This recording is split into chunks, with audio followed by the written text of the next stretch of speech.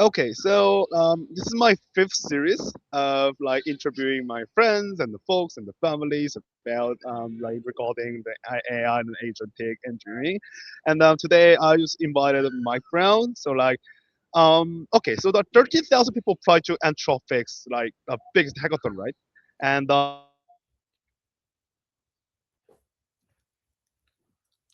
finding the most powerful AI model on the planet.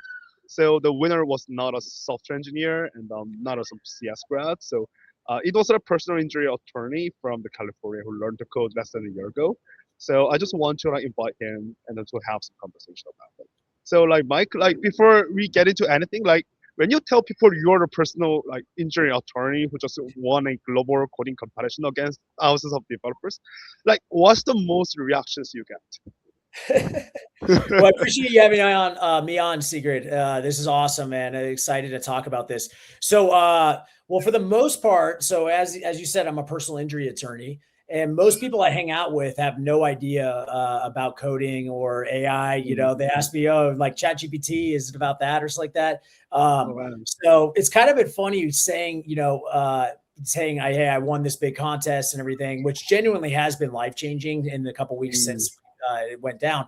But around my current people that I hang out with, my family and my friends and stuff like that, they just treat me the same. So it's been kind Oh, of, yeah. I interesting. have So to. how, yeah, how did you get to know about like some Cloud Code and ChatGPT? Like even like non-techie my friends, like they just got to know about what it is and they just try to using it in these days. But what's your first like when did you get to know about it? And how did you Yeah. get to know? Yeah. So I would say about 2 years ago, I was starting at my own law firm, and I needed ways. It's kind of like Better Call Saul or something like that, where you're just kind of broke. You've saved up money from other jobs, and you're like, all right, I'm going to go out on my own, become Right. a law firm, all that stuff. I didn't have enough money for paralegals or any of the support that normally comes with a law firm. So I needed to figure out a way to do it all by myself. And that was right when ChatGPT was coming out. Mm, So I got really good at, I built up like a mm, bunch of prompts. And then so I would, with permission, I would record my client phone calls. I'd use prompts to then fill out like my notes and like what would technically, if I was like an organized law firm, what my firm's like onboarding sheets are so I could keep track of my clients, that type of stuff. So I kind of just built out like a prompt library. So in August 2024, my cousin, who's kind of a serial entrepreneur, I was telling about how I was doing all this stuff, and there was no coding involved. It was just simply me copy pasting things. I mm. had figured out like you can take a phone call, record it, and then there was this thing called Whisper, and then turn it into a transcript, and then it came to this whole workflow. It's like, hey man, Oh we wow. should go and like basically like productize it. And that was the beginning of it, where we took that process and Mm, started selling. So originally we worked with a really talented coder that it was friends with my cousin, and then we paid him a bunch of money, and we started productizing, selling it to other law oh wow. firms. In the process of that, I started realizing, we want to make a tweak here or there. And then, the coders we were working with were really good, but like, we heard about this thing called Cursor. And then, Claude, I was like Gemini, I would hop in and be like, hey, can you change this code so we can do this or change the prompts? I started figuring out how to do these things myself. At that point, I'm on Twitter, like paying Mm. attention to AI, and then Claude Code comes out like last February, in 2025. And so at this point, I was using Oh yeah, so Cursor. true. Last February. Yeah, and I originally was like I was just starting to feel like I had a handle over Cursor, and then I was like, oh man, I can't do a command line Hmm. thing, like that scared the terminal scares me. And so I was probably about like 2 weeks. Yeah, so I was about 2 weeks late Yeah. to it, but 2 weeks late Mm, is still really early in this AI game. And mm, even now, if you're starting up, it's still early. But got into it and it immediately started clicking for me, like how to use it. And it just felt like I was talking to someone who understood me. And I got yeah. kind of decent. And then a year Mm. later, they put on this hackathon. I Oh didn't even think wow. I'd get into the hackathon. I got in, and then Oh wow, interesting.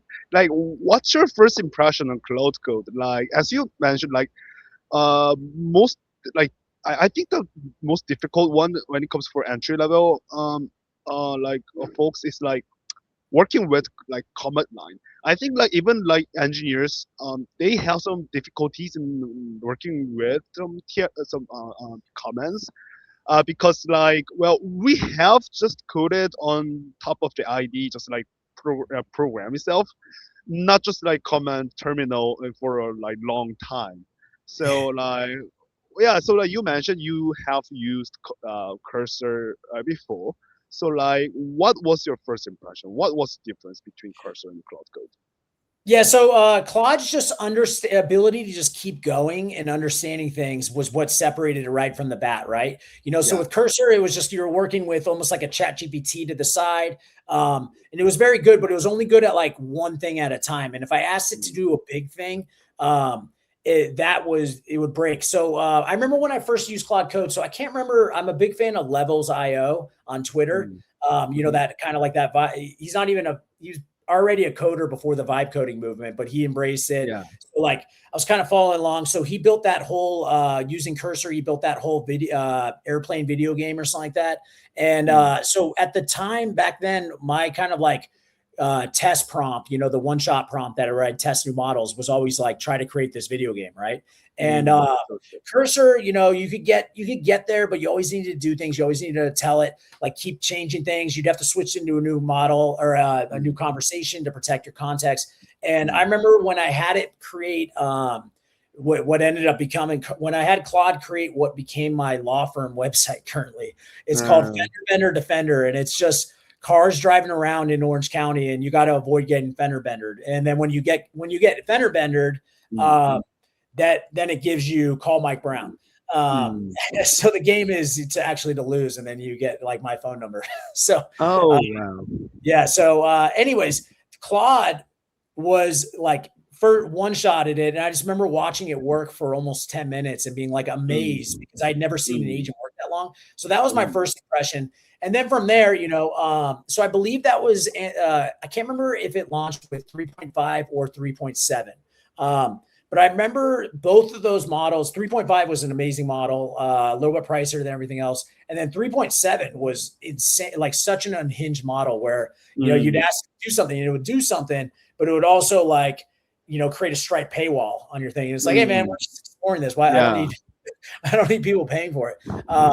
But like through prompting techniques and being able to tell it read this planning file, those types of things, like I felt like it was like the first time you could feel like the model, like it was like you were like it was so removed from like the chat GPT experience of where it's stuck in a box. It was like Mm, feeling it actually go out in the world, do things and figure out, I'd have it in a repo and it would go to another repo to grab an example or an yeah. ENV key. And it was like, wow, this is incredible, So Interesting. So like you yeah. have mentioned a lot about the prompting techniques, and yeah, it seems like you have developed some techniques want to work with Cloud Code.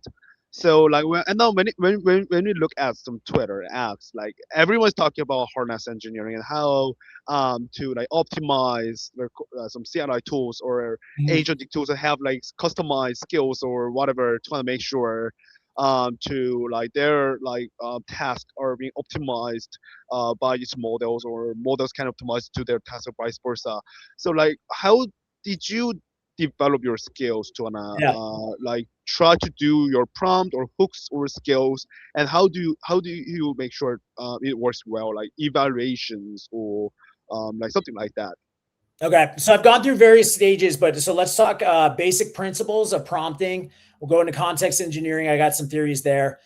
Just in general, though, I saw someone on Instagram saying, trying to say, "Hey, here I'm selling the Claude Code winners harness package or something Yeah, like so true. that." Yeah. I saw And the I GitHub looked at it. repo. I'm like, "Hey, this isn't it at all." So I like keeping it as lightweight as possible. Okay. And I got a couple skills. I'll walk you through those. But all right, so here's what it is in law school. I call law school prompting school now. So the way they teach you to write essays is called IRAC, Okay. IRAC, issue, rule, analysis, conclusion. I use Whisper. I don't type any prompts. So I start every prompt with, here's the issue, like in the sense of what I want to fix, right? So I was just working on this project for Stripe with Prospect Butcher Co. Mm, The issue was our payment intent.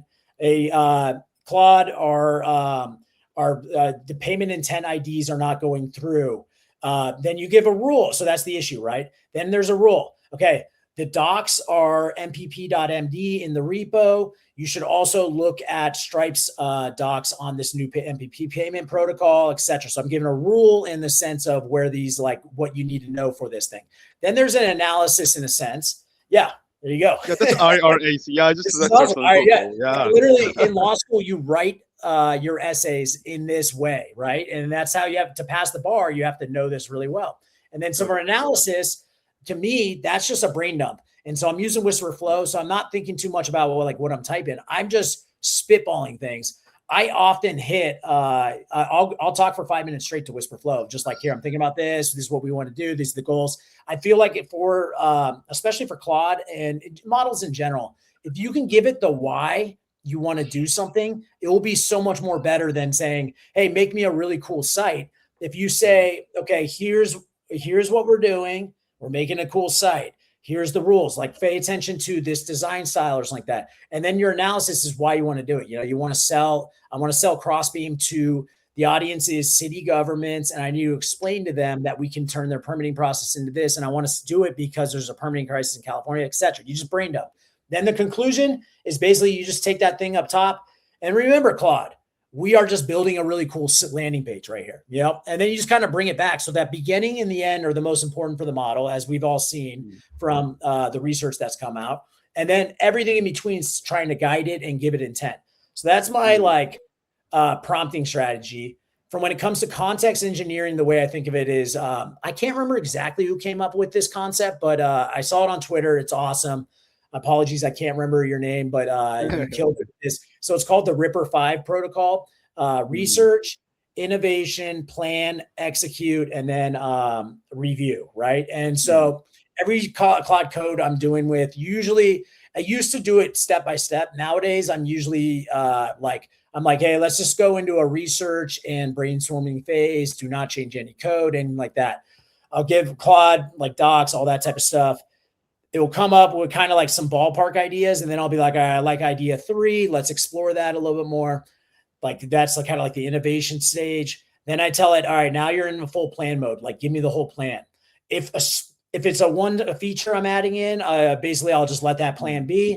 A lot of times though, I'm doing long running agent type stuff. I have it just go write that plan to a like an MD, right?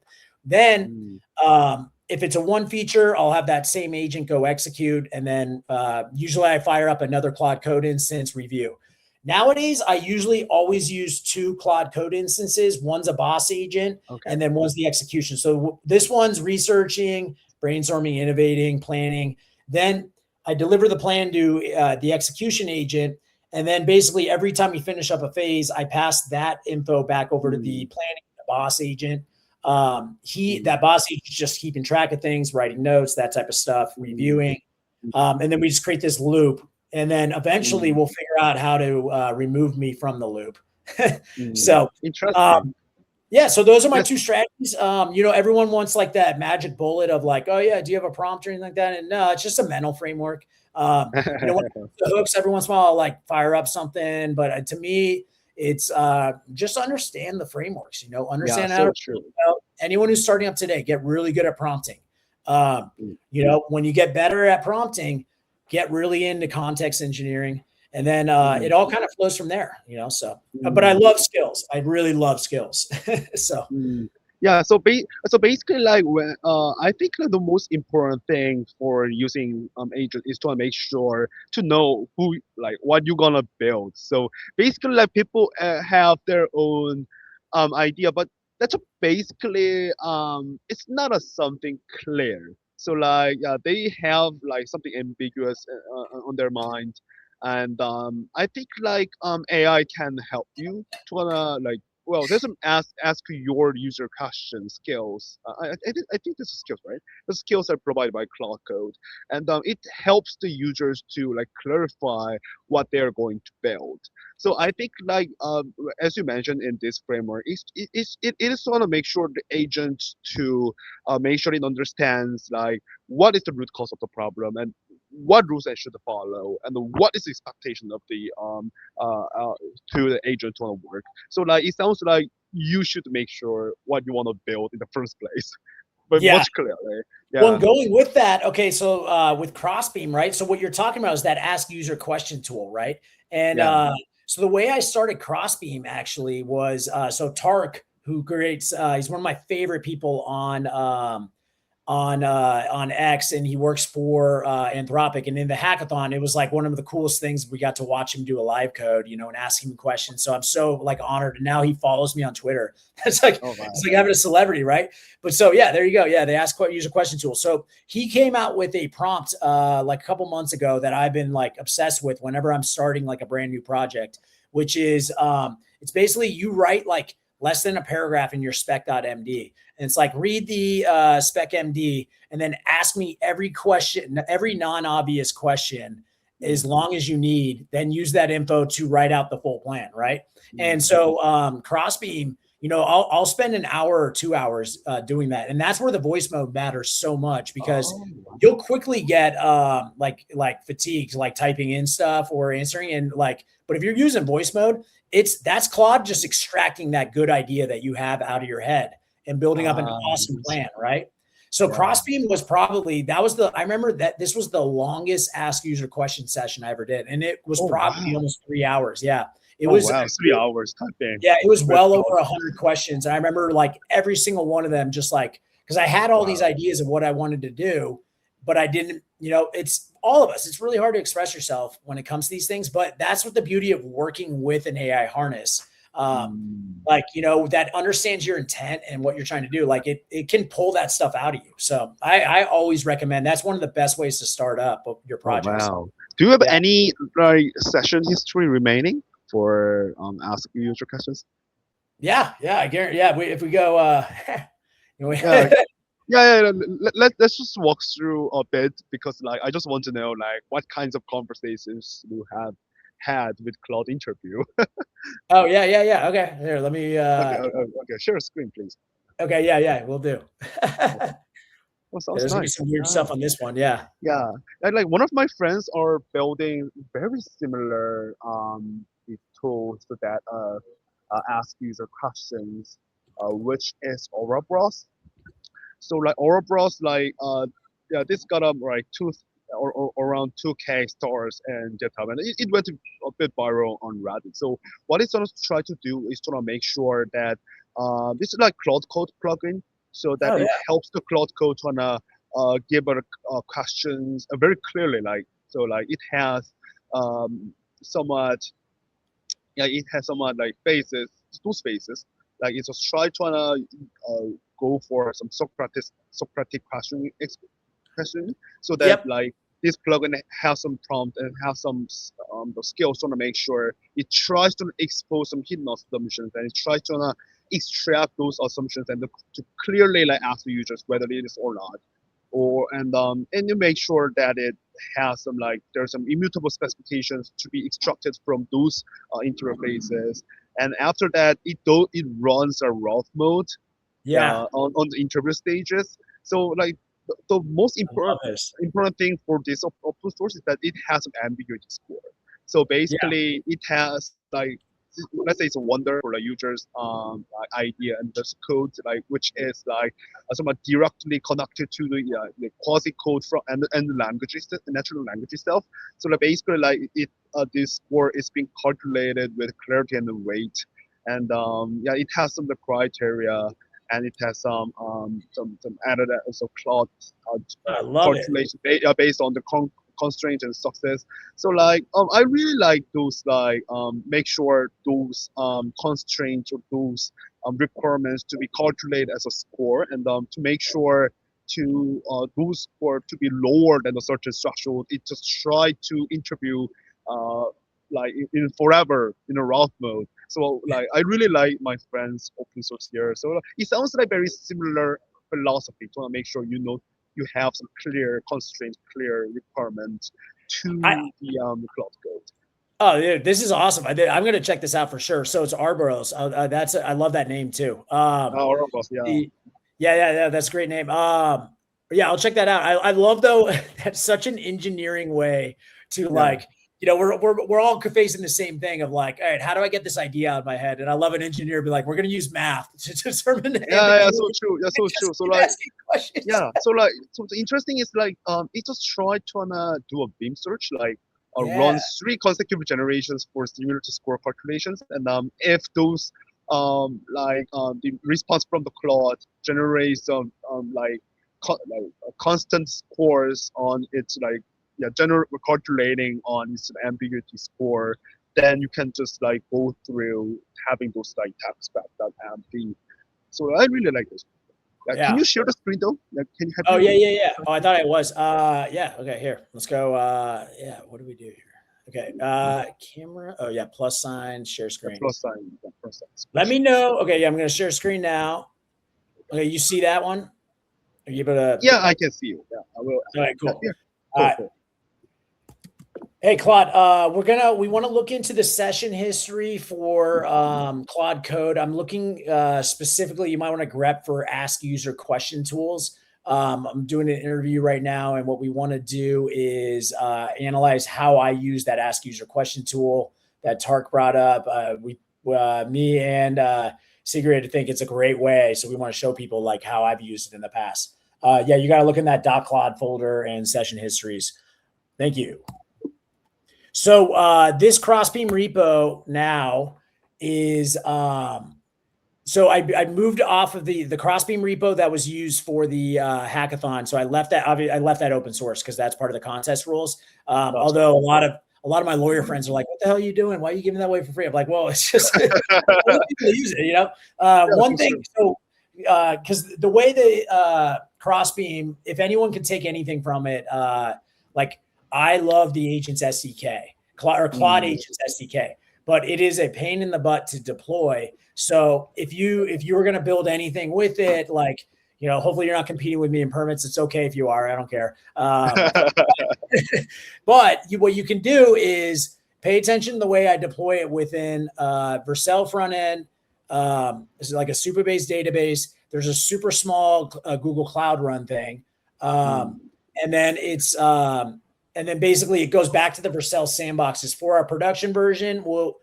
Actually, right now I'm using Vercel sandboxes for production. Now I've been exploring on other projects now, Cloudflare's sandbox VM architecture, which is because they allow Cloudflare allows you up to have 1,500 sandboxes at the same time, which is pretty sick. So nice one. Currency standpoint. Yeah.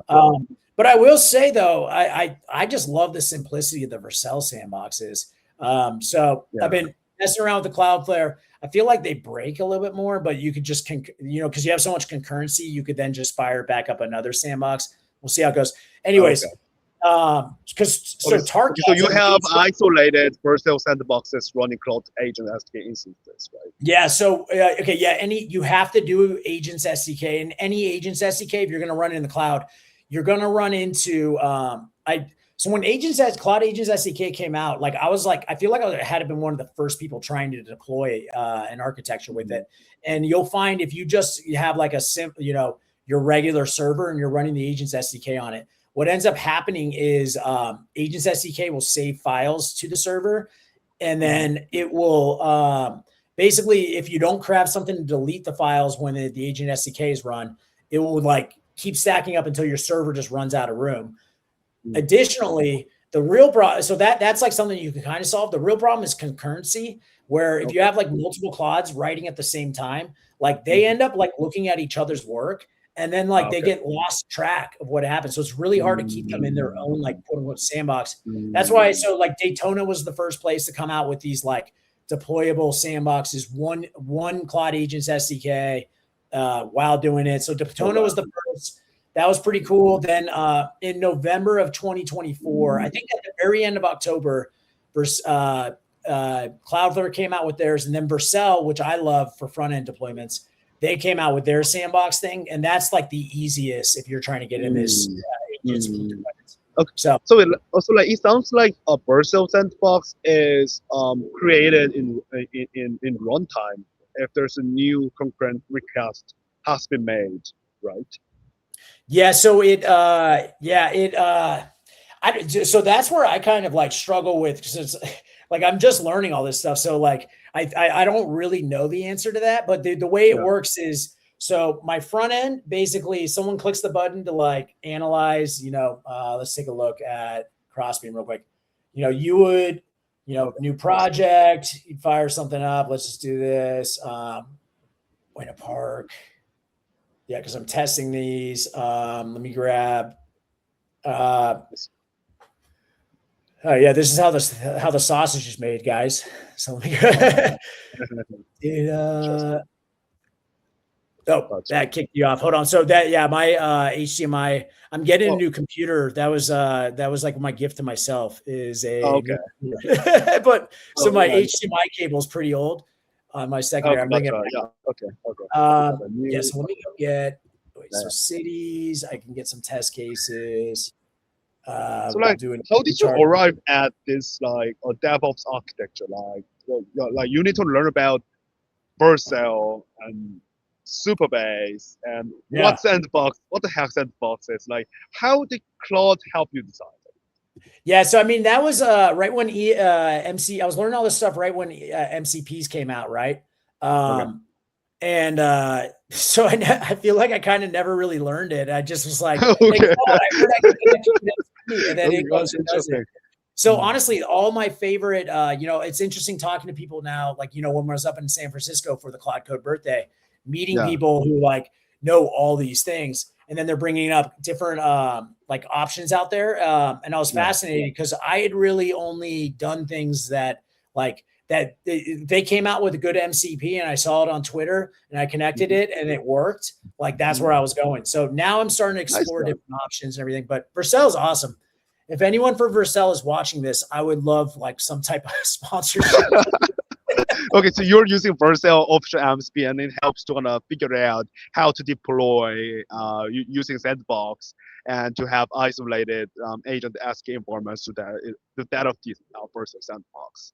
Yeah. They just had like the best docs. Yeah. And I was already exploring this. I did an agents SDK back in, I believe, July. I honestly spent like the entirety of July trying to come out with what became like OpenClaw.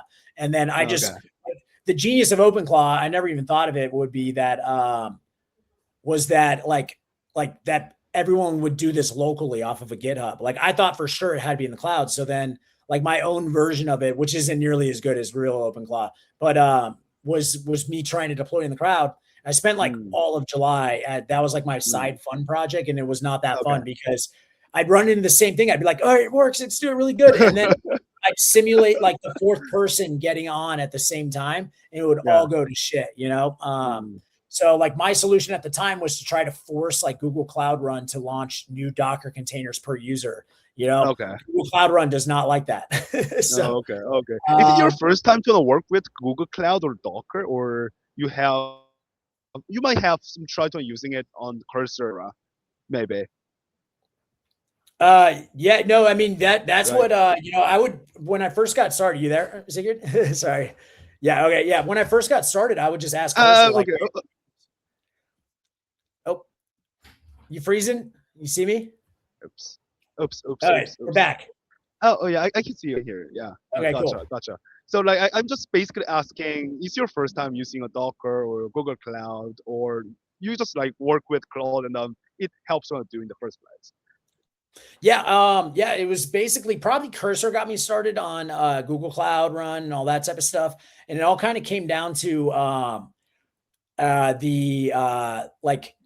it was just, it told me what to do. And then it would just walk me step by step through, like I sign up here, click this button. And then that's what kind of just got me set up. Nice one. Yeah. So like you are, you're like showing the screen of CrossBeam. So like so like when it comes to looking at CrossBeam, it has ADU and it says there's some housing crisis connected to the ADU problems, and can you just explain what domain is behind it? Yeah. So CrossBeam for the hackathon was solely ADUs, right? ADUs are additional dwelling units, and they are kind of California state's kind of one of the ways we're addressing from a policy perspective our housing crisis, right? So what they are they're basically tiny homes you can build in your backyard and then rent out to people. So So what California homeowners, we have like value of our houses and everything. What we don't like is, or well, not we, but like what people don't like is when they're like, when a city's like, hey, to address the housing crisis, we're going to build up a new apartment complex with 3,000 units or whatever, because that lowers the value of everyone else's homes because of the supply demand thing. Now, what ADUs do is it provides more supply, while also raising your own home's value because you're building like an additional unit into your backyard. So anyways, it's a California policy thing. That's an ADU. I got them right here, these little houses, these design things. Thank you, Nana Banana, Oh, for being awesome. Claude Code combined with Banana is so good. So anyways, gotcha. that's where the hackathon was. That's what's in the open source side. Since then, have been talking to multiple different cities and stuff like that. Like, the permit crisis is a lot wider and there's a lot of different areas that we can do. Use AI to address permits, right? So what I'm doing right here, so the ADU AI review using Cloud Agents SDK takes about 15, 20 minutes. I've added in all these different other types of permits. Oh, kicked off. I'll get you back in. Added in different types of permits per city that's interested in using CrossBeam, right? It's relatively, I've got a process to do stuff. Oh yeah, so the EV charger permit just came in. Yeah, and this was a test fail that we tested, I believe. So yeah, so it needs corrections. The way that it would work is like a city comes in, drag and drops it in someone's EV charger thing. Rather than them having to go spend an hour looking at the permit thing or whatever, it's the AI does this stuff. EV chargers are an interesting example because there's the primary area is you need someone who understands the electrical math. So from a city's planning department, they definitely will have that person, but that person's probably going to have other things that are probably more important you should be doing. So with the AI can do your wattage. So this one, yeah. So we had a form amperage mismatch. And so it does the math for you. I don't know how to do this math. I've been just told by someone that it works, or that Claude's math is good, and I trust Claude more than I do when it comes to math. Interesting. Okay, so like I just wanted to know like what kinds of errors or failures that in this example document. So Yeah. like and how the cloud fetches Oracle data, well, from the internet or from the hardware maybe, like, and how do they try to make corrections on it? Yeah. So, so this is what we just sent in, this testedge.md. And then I Okay. turn them into PDFs so they look like it is, but from the raw data, right? This is what we're looking at right here. So I basically I've been going to places, or I've been going to cities, figuring out what their permits are, scrape the PDF into markdowns. Then I take that, then I have Claude basically create like synthetic forms for the data. And then what we do is then we run, like in this case, I'm running a test edge, test fail, test pass. So 3 types of permits like this. And then I've got some addition. This is kind of like the base case. What I'm doing now is like I tried to do 100 different tests between the 3 of these ones. So they're different ones. So then we can track like the new create skill or skill-creator by Anthropic. Like, so it helps you create really good skills, but it also has this fascinating another part to it called the benchmark skill, right? And so I basically just ripped that part of their skill out and created like use it to benchmark like how my stuff's working because I'm just using skills. Anyways, so and it allows you to run hundreds of simultaneous tests. So that's kind of how each of these permits has like things that should be looking for, and you just turn them into skills. And the way by law, state law, and city law, I basically scrape those, then take the permits, and then kind of combine them and create like an overall skill that references these 3 permits right here. This final skill is what it reads, and then it progressively discloses like the state laws, city laws, checks the permit, sees the stuff. So Interesting. yeah, So like okay, so it seems like there is some test cases directory, and on the directory there is some domain entities like clean out, EV chargers, yeah, panel upgrades, blah blah blah, and it seems like it has passes, fail cases, and edge cases, right? And then those yeah. cases are like basically your data from your raw form, right? Or is it like public data? So these are so the forms themselves are public data. Okay. These test cases are synthetic, so it's just Claude's prompt is something Okay. along the lines of create like create like a Plus. sample case. Yeah, and the reason I do them in the MDs is I've already that's a different process to extract from PDFs, Okay. which is really important for this because a lot of times you're dealing with pictures, stuff like that. You can't just do like a Tesseract or a PDF Yeah. plumber, right? You need like both, and you need the vision. But from a test case of testing this data right here, like it costs a lot less to do it this way, to test it. Then once I've gotten the skills correct with like just straight text data, that's when I go to the next level where I'm bringing in the PDFs. We're dealing with pictures, locations, and Claude's really good at that. It just takes longer, and then it takes longer. It's more expensive. From a test perspective, whenever you do anything you're doing with Claude, like especially if you're working with the Agents SDK, you need to design tests that will be very fast, right? And you need to be able to isolate because like I never would have made it out of the hackathon if I was testing the full ADU flow every single time. Because I ran, I was looking at, I think I had like closer to like right under 700 different tests of ADU permits, right? Because what I was doing was I had my OpenClaw, I created a CLI for CrossBeam at the time. Yeah. I just had my OpenClaw every 10 minutes running an ADU permit through.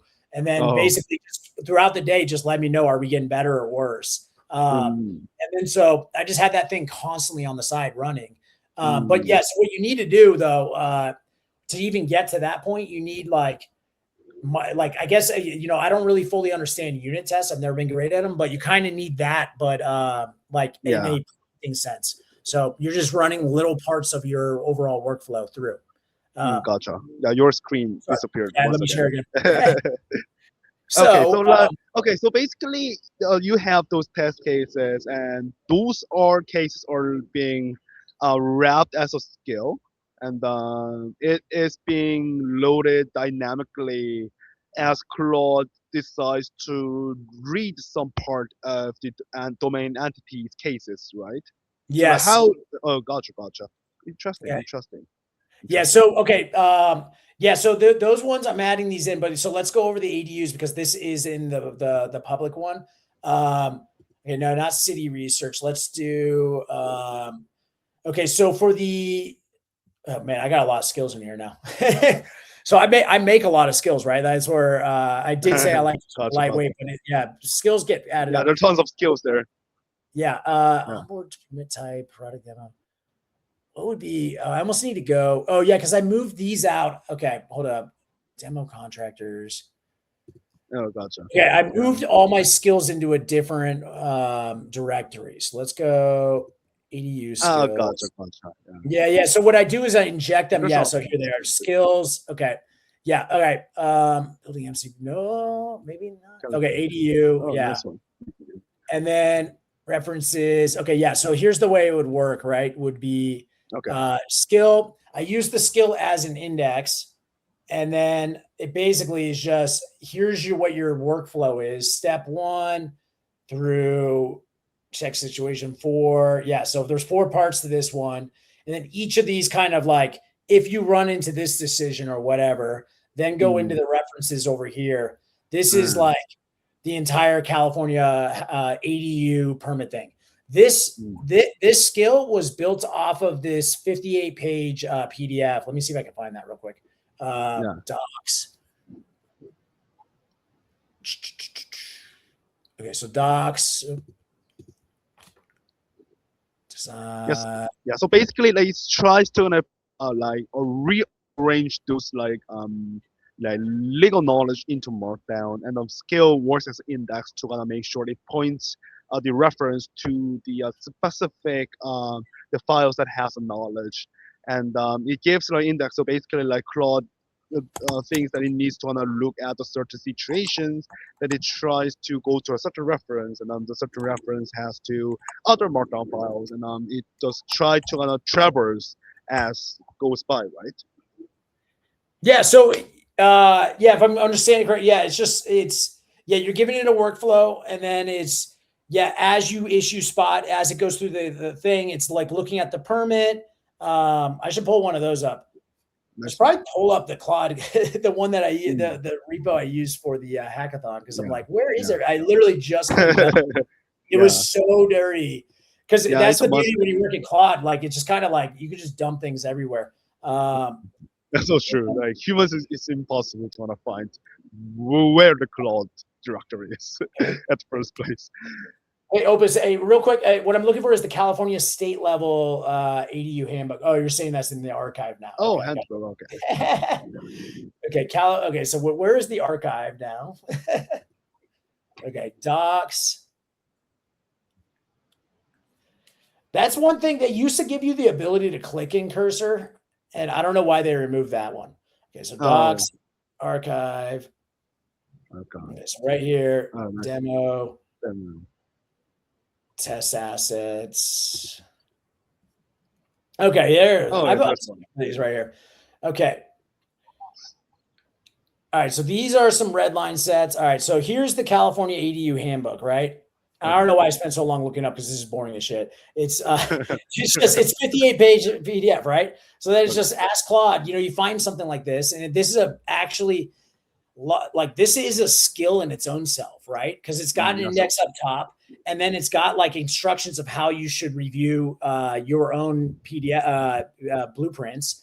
And then so it's just kind of like as simple as like, hey, how do I use the skill creator skill, and then take this this knowledge base that someone who's an expert at this thing and spent the last 20 years knowing the law, all that stuff at the state level, and just compress it into a skill, right?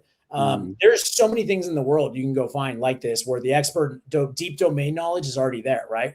And then so you create that skill, and then it's that's all right. So then we're looking at this one right here, which is an ADU blueprint, right? So now the big challenge when it comes to, right? So if you just go and run a text extraction from this thing, like Claude's going to have no idea what it's talking to, because all these kind of things refer to parts of a blueprint, right? And then what we're looking at here, when I first started this project, I had no idea about these things, but now I kind of understand. I understand a lot of the law just because I've been around it so much.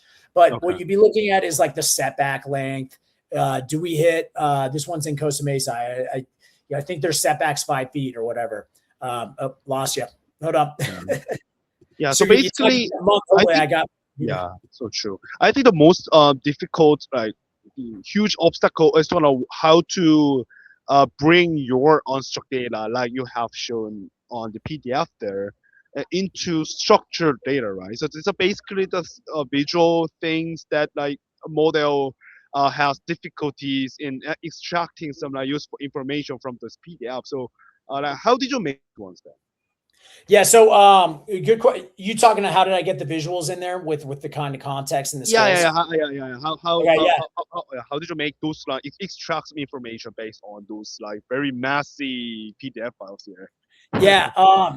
Okay. Well, so couple things, right? Well, Claude's really good at visuals. Like, I don't know about you, but like I basically do that on a Mac. It's Command, Control, Shift, and then 4, and I'll just this is like the copy to keyboard, or copy to clipboard, right? And then I'll just paste it in all the time. I do that all. So this almost a couple months ago, I realized I would stop copy pasting docs, like the actual thing, and I would just screenshot a doc, give it to Claude. And then that kind of dawned on me when I was looking at this. I was like, wait, hold on. This isn't it's not we don't need to go text extract this. We just need to get it into Claude. Now, the next problem that came about is this PDF is, so a regular sheet of paper is 1080 by 1920 or whatever pixels, something like that. I don't know what it is. This is 4,800 by 3,400 or something like that. And so that's 8 sheets of paper in here, right?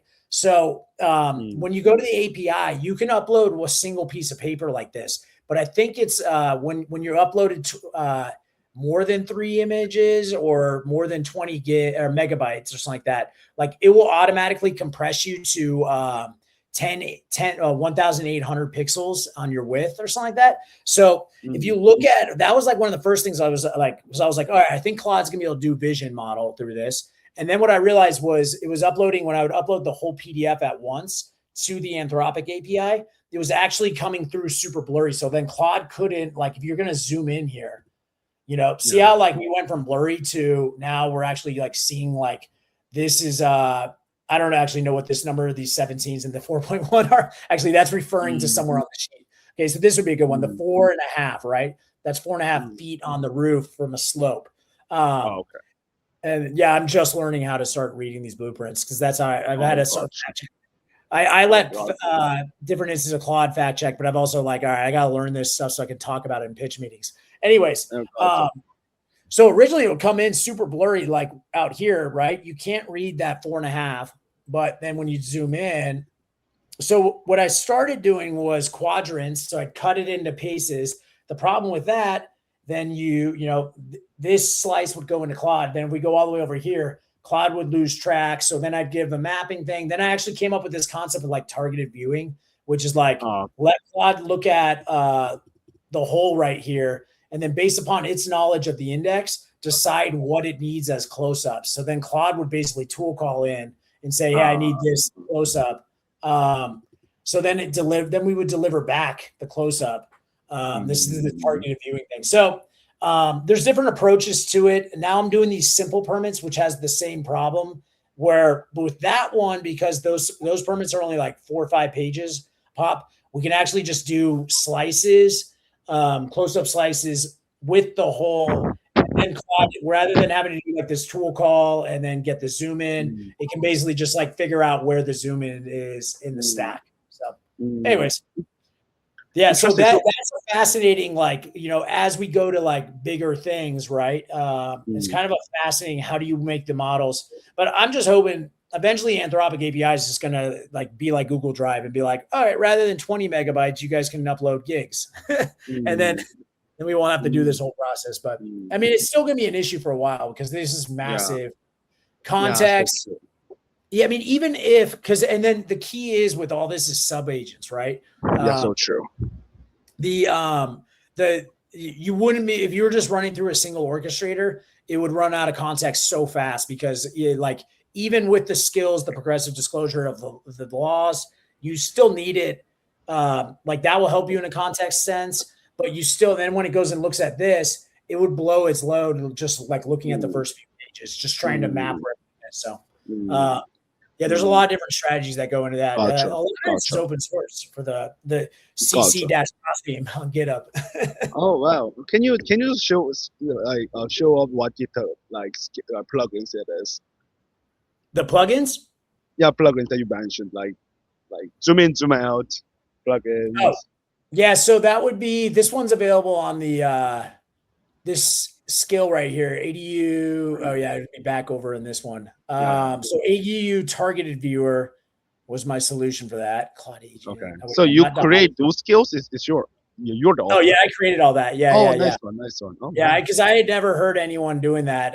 That'd be a cool one. If someone else has a better solution than me, please let me know, because these problems have been driving me nuts, and then I'm returning them for different permanent ones. And I'd love just for like someone to come up with like Claude with a camera, and then it's like, oh, we got to zoom in.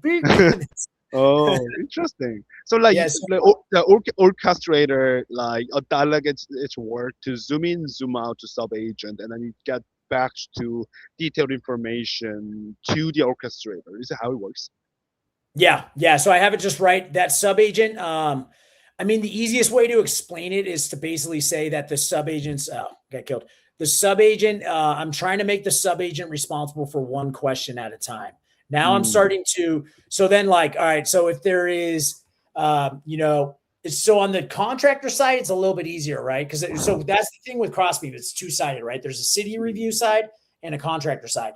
And to fix the permit problem, I do believe you need both sides on the platform, because for the city to put through to like allow more more permits approved, they need better permits submitted to them.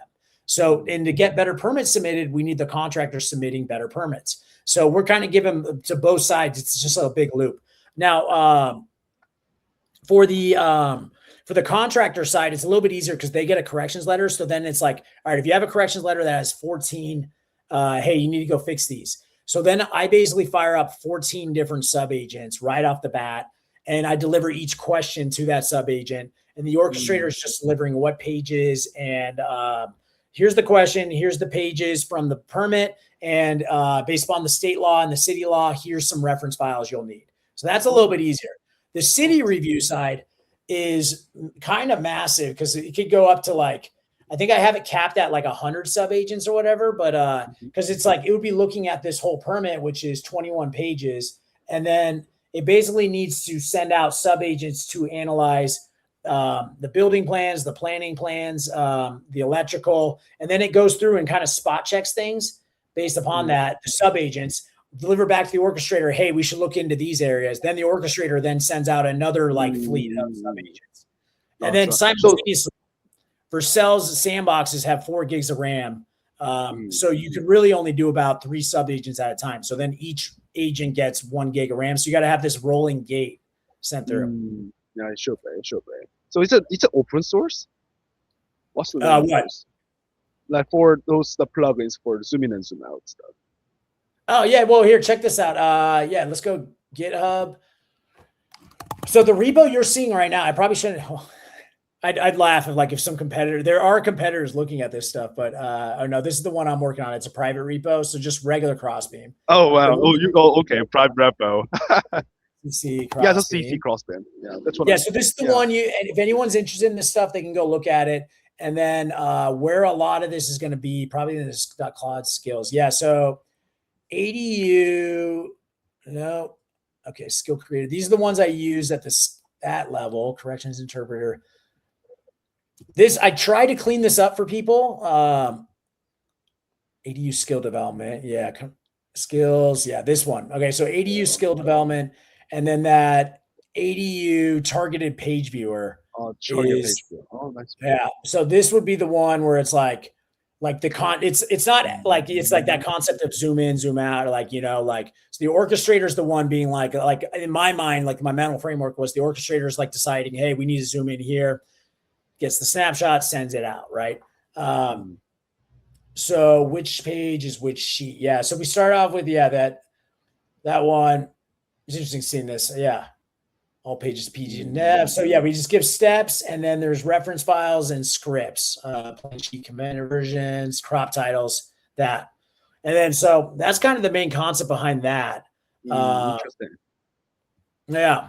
So it's just skills stacked on skills, and all the skills kind of reference each other. It's kind of wild. I built this this one. So I built this like Vercel thing. So I like nodes, I like nodal tables. Oh wow. Yeah. So what it is like, so this would be, I've been looking at like Texas. So I didn't even make this skill. This brilliant kid who's a man. No, he's not even a kid. He's a man, but and he is the man. Harris, if you're watching, great dude. He's a student at UT Texas Austin, and so he reached out to me. Yeah. So and then so he's a planning student at their master's program out there, and so he turned the Austin home review into a skill that can be used by CrossBeam to review permits. And nice. Yeah, so I built this like nodal editor. I saw someone else using it in the law context. I was like, and then his was it was for a different purpose. And I was like, wait, hold on, this would be great for skills, because skills are nodes just interconnecting, right? Yeah, so true. And then so it's like basically this is how you would go about reviewing Austin, Texas, right? As like a nodal flow where, let's see here, how do I explain it? Yeah, so it's just start up here, and then we got all the phases right here, right? PNG directory, PDF file input, and then sheet manifest, all kind of built off of my open source side of things. And then it's just like you keep going through these phases. And then below would be your what the sub-agents all do. Gotcha. So you basically try to visualize the scales, how it works. And it seems like I can just add it by like drag and drop. And after that, it exports, and those skills are working as like designated workflow as it is. Yeah. So and then the nice thing, lost you again. Here, let me bring it back up. Yeah, this is actually funny. I actually haven't really showed this one to anyone. I built this for myself, and then I really liked it. Oh wow! Really? Oh, interesting. Yeah, here you go, sharing again. Yeah, so Ilium, if anyone should check it out, I mean, I have no authentication on it at the moment. So Yeah. So this thing, yeah. So the way this one works is kind of fun. So we would go, let's see. So let's go CrossBeam. So you can import a skill and then the AI breaks it down. So you could actually import like kind of like a boring flat skill. So let's do my favorite skill I've ever built is my long running agent skill. So let's see here. Nope. Okay, where? Oh, that's agent. All right, Claude. Okay, so we'll go skills. If anyone is interested in this one, I would grab this is the only skill of like real consequence I feel like I've ever made. Like this long running agent one, which is basically just go read the long running agent blog by Anthropic with a couple. So we'll zip this up, compress. Wait, nope. Okay. All right. So I'll show you. So this is how Ilium works. I thought this was cool. I don't know if anyone else will find it interesting, but new knowledge tree, import skill. So this. Oh. Yeah, so you'd import in a zip. I didn't make it. So yeah, import and convert. So it's going to run through. It'll take a couple minutes. But anyways, this long running agent, right? It's a flat skill for the most part. And it's just the way it's my version of a Ralph loop, right? Which just, it's Ralph plus phasing so that I can improve easily. So, and then this thing works great. So you just keep it going. And then, yeah, all the assets is just, here's a template and here's a template. This might not be the best one to send through the knowledge tree, but, go ahead. Okay. So what's the purpose of this? It's like try to continue till which threshold been reached, like how do you run those, like make sure that your skills can run in long run stuff, like what's the threshold and what's the standard for it? Oh yeah. Yeah, how do I keep it running long, right? Well look, so Claude so true. And when you stop it, put out this concept, right? This task.json, right? Now we might actually be able to find okay. Yeah, so it's a task list, right? And then the thing's not allowed to move on. Yeah, this is how my long running agent skill would look in here. Gotcha. Yeah. Gotcha. Yeah. So what we're doing, this is step 4 is the most important one, right? It's just generate this Claude-task.json at the project root. And then basically what it does. So once we have that task list, all I do is feed it. Step 5 is to generate the Claude prompt. So all I'm doing into Claude is just like, hey, I'm sending in the Claude prompt, which is basically like basic instructions of here's the rules, here's the prompt, here's what we're doing. And then find the latest task on the task list. And then continue down until we're done. Let's see if in CrossBeam, I probably got the task list for the initial build. Yeah, and then you just use these phases just like that. I have it stop at the phase, basically. So let me see. Hey, cursor agent, can you find me a Claude-task.json? Just I'm trying to show an example of what mine looked like. Thank you. Gotcha. Probably in the archive. Oh, nice one. Voice mode. So basically, it tries to use those task decomposer and long running skills to make sure that you can build CrossBeam after you have done some thoughtful interview stages. Yeah, definitely. Well, and that's what, so I would do that ask user question, long time, that builds out this massive planning doc. Then I go use that long running agent skill with another Claude instance. And I'm like, hey, use my long running agent skill, prep the thing for it. Right. So here's, okay. So it's going to be in docs. What's it say? Docs plans. Where are we at? Docs plans. And as you can see, I use a lot of planning files, right? Okay, plans, Claude task, front end. Okay, so here's how I made the front end. So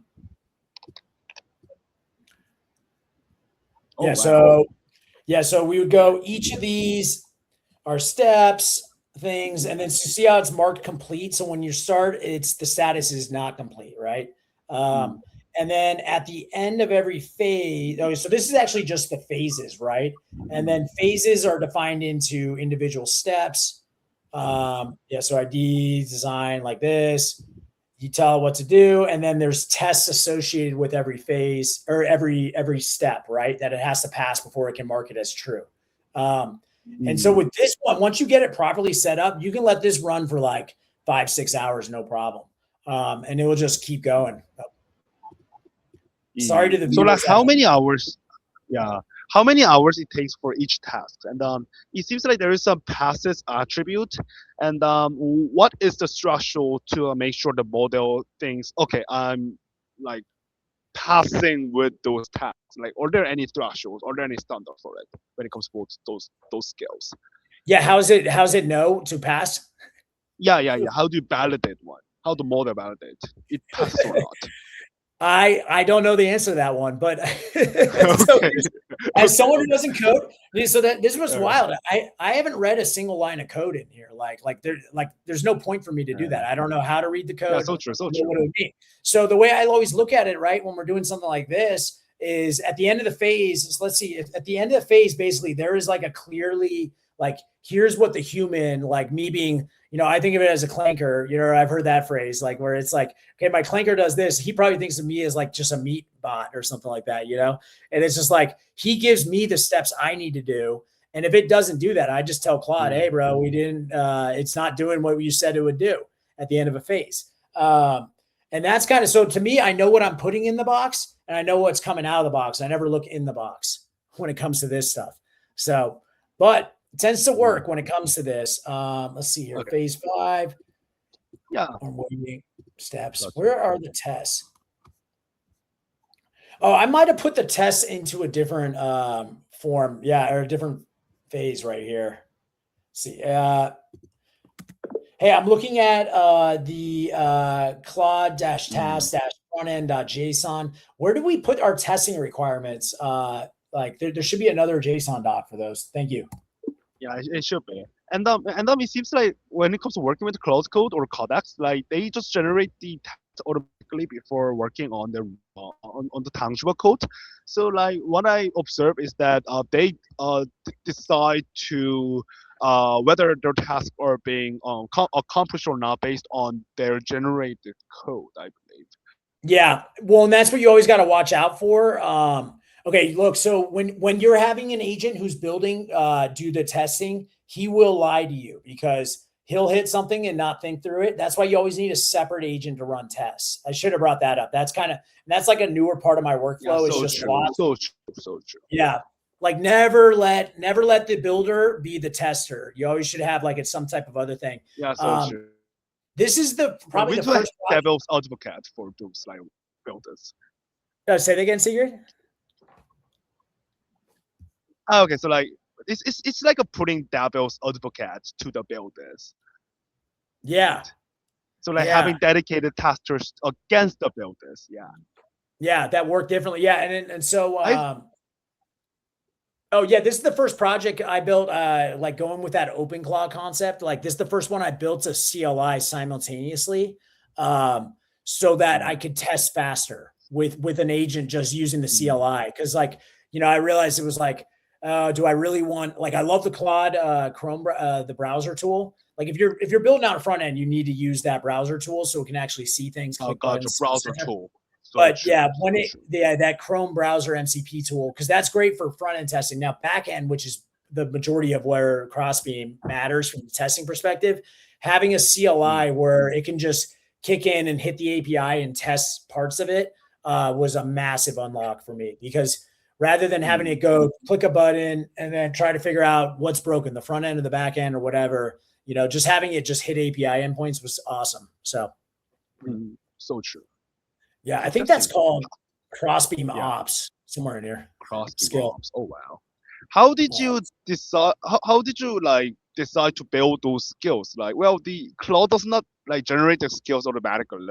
So like you might think of okay, I need those skills. I know I need those plugins. So that's like what was your motivation to build those skills in the first place? How do you design it? Yeah. So yeah, that's what I found early with yeah. So I was messing around a lot with MCPs, and then the problem was with MCPs, you'd go build an awesome MCP and you'd be like, oh shoot, I'm 20,000 tokens in the hole. And then so I believe it was in November 2025 when skills came out. And then I remember reading that article and I was like instantly like, this is the solution, this progressive disclosure idea. You know, I didn't invent the idea of creating like an index skill, like a skill that's kind of small that then references a lot more. But when I can't remember who came out with that first, I saw that and I was like, oh, this is genius because now we got progressive disclosure that does even more progressive disclosure. We just keep going down a rabbit hole. Yeah, Exactly so what we true. need. And then so I just got really right off the bat, I was really interested in skills, started just building out a ton of them. So I got good at it quick.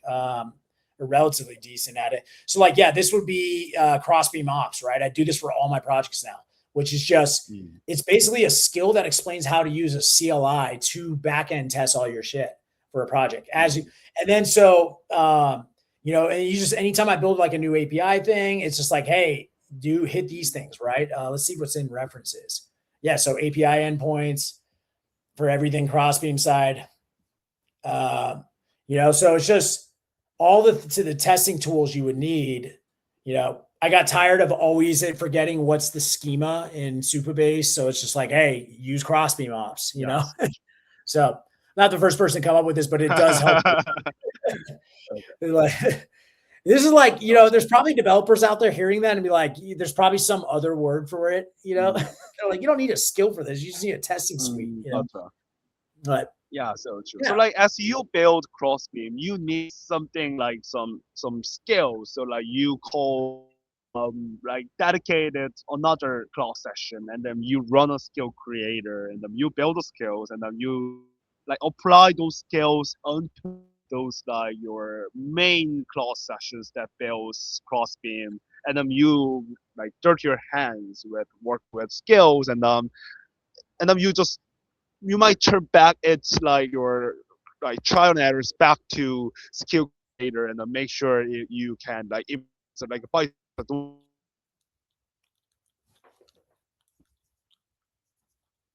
Secret, I lost you at the end there, but it sounded like you were getting the gist of it. can you hear me? Okay. Yeah, okay, I lost you for a second. But yeah, I mean, yeah, it sounds like you're Okay. but yeah, just get your hands dirty, do it with Claude. If you feel like the results are good, tell Claude to turn it into a skill. And then from there, then you go take that skill, Yeah, test so it with true. you test it with an independent Claude. Yeah, so And then true. you do it. Interesting. Also, yeah, I highly recommend it. Came out 2 weeks ago. There's an update to the skill creator, right? I really like the skill creator V1, but this new one that they came out with, it's got these benchmark tools that are so good. Yeah, it's just, yeah, see, like, benchmark tools. Yeah, this one is kick ass. I like, if you haven't downloaded it yet, like I would go get this new one because it is like, I kept the original one because this one was like my baby, you know, but like I've made so many skills with it. Oh, yeah, Secret, oh yeah, cool. Yeah. Yeah, cool. I forgot I wasn't sharing my screen anymore. Yeah, so there's a new one, and it's just the benchmark stuff behind it. Yeah, to any of your viewers watching this, go get this new one. The benchmark tools are amazing. So benchmark. So like what benchmark is and how it generates the benchmark. Yeah. So remember what I was showing you with like the test pass, test fail, test edge, right? For my city permits. Like benchmark, it's basically what this thing does. It creates 3 different tests for every skill, and then it runs 6 subagents simultaneously, 3 of them with the skill against those 3 tests, 3 of them without the skill, and then it determines how much better your skill is versus non-skilled within those subagents on a task. So it's not perfect, but it creates some really interesting results. And then from there, based upon, you can then dial in the skill based upon the results that come back for each. So, and then you just make it better. Nice. Yeah. So this would be something I was kind of like doing in a way with the skill. Like I was benchmarking my own skills, but kind of just like wishy-washy, like hoping I'm making them better. And then with this thing, now it's like, you kind of got like a scoreboard and everything. It's awesome. Interesting. There's some like grader agents, so like it's evaluate expectations against the execution transcript output. Yeah. Interesting. So how do you put answers to those skills? How do I put answers? Yeah. Like in what way? What do you mean? So basically, when it comes to create a benchmark, then you need to want to put like some ground truths, right? Yeah. So how do you put the ground truths here? Yeah. Okay. Yeah. That's well. So for like for me right now, it's easy because I have examples of permits that have failed. I have the like what a natural human would do. That's like a deep domain knowledge area. Gotcha. It would be really hard to like benchmark like my long running agent, right? Well, I guess it wouldn't be that hard. You just have to do it for 6 hours. You'd have to have one Mm, agent testing it for 6 hours, another one not. So that would just be it. Wouldn't be able to do it with sub agents. Yeah, mm, so yeah, you obviously you need like a verifiable like what is the answer. Now like the other one I was benchmarking Nano Bananas as a skill. I have a Nano Banana skill and then so I was trying to upgrade it, right? And then I realized like okay, Claude doesn't really know what good art is versus bad art. So I was like, okay, the mm, benchmark mm, tool here, I still need to come in here and be like this one's better than that one, etc. Right? So but from things that where Claude has like an easy answer on it, right? Like if you were going to write like a math skill, Claude would mm, probably be able to benchmark the shit out of that. I've been surprised so far though. It's pretty good. It comes up with things that I never thought of when it comes to the benchmarking mm, thing. Also, mm. what's really Oh, nice is it uses the canvas tool at the end of a benchmark and then gives you oh like a wow. website where you compare the results visually. It's pretty cool. Interesting. Oh wow, I really like how it tries to improve like generalization, keep learning, explain why, and then look at repeated work. Yeah, and it basically it tries to kind of iteration based on those like evaluations. Isn't that kick Interesting. ass? Yeah. Yeah. So yeah, interesting. Interesting. Oh wow, Hey, wow, wow. I see. Anthropic, man. I when people ask me about different ones, I'm like, yeah, maybe this model's better at the moment or whatever. But like at the end of the day, from a harness perspective, they have the best prompters on earth at Anthropic. It's Mm, like I trust they'll get that to the next level. Like so, so true. I, Yeah, I use I all think like kinds. model. Yeah, I think model is all good. Like when it comes to for like Opus 4.6, like GPT 5.4, they're all amazing models. So like, so the most important thing here is how to like harness those models, right? Mhm. Interesting, interesting. Now, yeah, Yeah, so what's your like, opinion on Secret? What do you use on a daily basis? Like, is Claude Code your daily driver from a harness? oh, gotcha. Okay, so like, basically, I do use like codecs a lot. Yeah, But thing is like I think like codecs and cloud code they have some different approaches and different philosophy. So when it yeah. comes for cloud code, like it's really good at um like uh, like like trying to find like working with computers. Like for me, I'm also like working as a DevOps engineer. So like Hmm. I really delegate all of my work to work with Kubernetes using Cloud Code because like simply like Codex has like strict the safety guidelines. So at least that it does not try to work with my local comments. But when it comes for Claude, it's really smart enough. So like it just try to run the bash commands or some Kubernetes commands that is like makes sensible for me. And if there's something like dangerous comments, they just try to ask me beforehand. And when it comes Hmm. for codex itself, I really like its like long learning harness. So basically, when I was looking at the codex, it's just try to find some logical way to solve the problem by just iterative again and again and again. So like when it comes for using a codex, like, I have seen lots of times on a run more than 20 minutes, 50 minutes, Yeah. 30 minutes. But when it comes to Claude, you just try to ask the questions before it's working on. So I think like two coding agent has some different approaches. So like I have seen lots of folks try to connect and bridge those two coding agents. Like Codex has like skills to connect to Claude, or Claude has skills to like ask its reviews to Codex, or vice versa, right?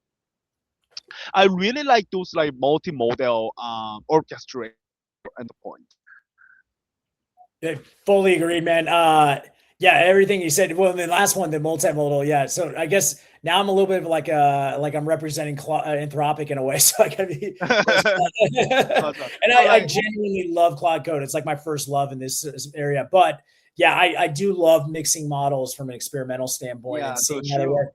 And then firing up Codex as a sub agent or like a quote unquote sub agent where it's just that that minus P thing, Codex minus P, and then Claude uses Codex as a side thing. That's really fun. I love building things with different types of agent, or models in it, for different tasks, right? Yeah. So, I mean, I love that. Yeah. And then Codex is interesting. So because I love working with like plan files and really detailed, like you saw with the long running agent. Now that long running agent skill does not work well with Codex. Codex is better, like just kind of giving it like a goal and letting it work for like an hour straight. But I will say, OpenAI, I've been talking to Claude Anthropic the whole time because I love them. Thank you guys. I do really, okay. Well, Claude desktop app, I've really started liking it, especially on my phone, and which is almost unfortunate because now I'll be out and about, which used to be when I'm away from thinking about coding or, vibe coding. And then now I'm like way more and more, I get bored and I'm like, all right, let's get this done, Claude.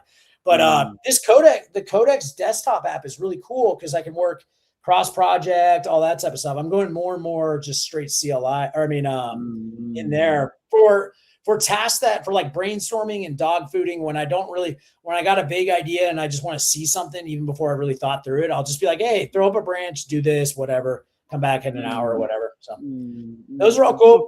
Have you ever messed with Pi? Of course, like I'm really fan of Pi, and I'm just trying to give some experiments on building my own Pi on top of Pi Mono. Yeah. And I think like those who are really into OpenClaw, like they're just trying to work with Pi Mono as well. Yeah. I mean, that's what it is, right? Under the hood is just Pi, right? Yeah, so true. So that's the thing. So why? I believe you have used a lot for OpenClaw, right? Yeah. I'm my Claude bot, his name's Laird Claudleton. I'm a big surfer fan. So there's a surfer named Laird Hamilton. So my Claude bot thinks he's a big wave surfer. Oh, interesting. And he kind of runs. How do you use OpenClaw in the first place? Yeah. Oh man, like kind of runs my life these days. Yeah, he's my scheduler. Nice one. Yeah, I let him. I don't let him send any emails or text messages, but because I'm kind of just like I go super deep into things, and then like I'll neglect like my friends, family sometimes. So like I let him send on his heartbeats every 30 minutes. I let him like bring up that hey, your mom texted you. You should get back to her, stuff like that. So he reads my SQLs. From an email perspective, he pre-drafts all my emails. And I never let him send anything. So it's just like email comes in, there's a draft. When I go check my email once every 4 hours or whatever it is, once I'm done with a session, I'll look at the drafts and then either, I'll tell him, hey, like I can either quickly fix it up. A lot of times, like with Laird, like I want him to know, hey, no, this was not the thing to say. You should say it like this. I feel like that helps him with this stuff. Now, at the same time, it's such like a skill boost from a life perspective. But when it first came out, I was obsessed with getting him dialed in. But I felt like I was starting to spend like 1 to 2 hours a day just debugging him. Now I've kind of got into, all right, it's good. It's not great. Someone else it's their responsibility to figure out this memory thing. I've got some thoughts, but I got Toby from Shopify's QMD thing in there as my memory. So, which is 3-layer memory. Quick markdown search, like BIP25, first layer. Second layer is like I can't even remember what the second layer is, but third layer is just like embeddings. Toby set it up so it was the embeddings model was local. I do, this is a 8 gig MacBook Air. I'm getting a new one. Like I was telling you, I'm getting a 32 gig MacBook Air next week. No, nice one. Yeah. I think, nice one. Yeah. More RAM, more merrier. Oh my God. Trust me, especially, because I'll do these Zoom meetings or like I'm pitching to cities now. And then I have to kill all my agents just so I can so I can run Granola for notes or whatever. But anyways, so Toby had it local. I couldn't run it local. So I hooked up Gemini embeddings, which is incredibly cheap for my embedding model. So that runs in the cloud. A guy from the hackathon, I'm blanking, apologies. I can't remember his name right now. But the coolest project, in my opinion, in the hackathon was this guy who made this. So it's called Zeppelin, and it's a embeddings model that runs on S3 for 25% of the cost of what you would Oh, normally have to host. Yeah, so you can do massive amounts, and it's super, super fast. So that's where my version of the QMD local, or my version of QMD now runs off the Zeppelin thing. It's so cool. It's really fast mm, from embeddings. Um, mm. Interesting. So like you use OpenClaw for Gemini embedding for OpenClaw to index your every the daily markdown files. yes, And yeah, well, interesting. I'm just trying to fork OpenClaw, and I have asked OpenClaw to build its skills and build its like features on top of the OpenClaw in these days. So like it's basically like, it's really vibe building. And what I really like about OpenClaw in these days, like I really like Codex SDK. Well, there's some. It's really similar to that of like Claude Agent API. So basically, what I really want my Claude to do is like to try to run its coding harnesses in program mobile way. Like when I just working with OpenClaw, like well, it tends to like directly like write a code or generate the code or try. But I think like their harnesses, like harness for codecs, harness for Claude Code, they're really good at. Has its skills to know how to use Codex SDK and how to use Claude Agent SDK, and trying to make sure if I order my Claude to write a code or some rebuild a code, then it just spawn the new Codex or Claude Code sessions, and it tries to await till the result comes out from those coding CLI agent. So like yeah, so basically I just like teaches those how to use SDK stuff, yeah, and my main claw runs this SDK. So like you just try to like await the till the results are comes out from the Codex CLI or Claude agent. And I felt like it's much better way for me to want to work with OpenClaw to focus or when I need to want to focus on software engineering.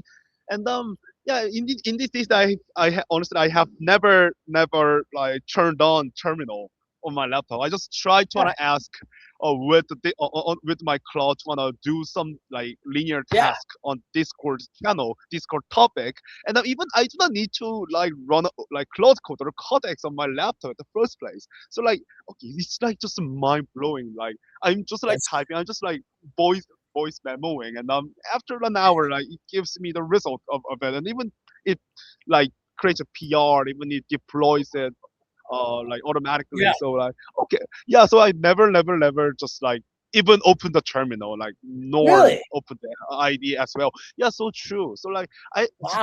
that's the thing I really like about OpenClaw, and yeah. But the thing is like OpenClaw has some unstable features, I believe, and some there's some bugs. So like I'm just trying to build my own PyMono, and it just Yeah, try to make sure it has some native support to Codex SDK and Claude Code SDK, so that my PyMono can like natively work with those coding center agents.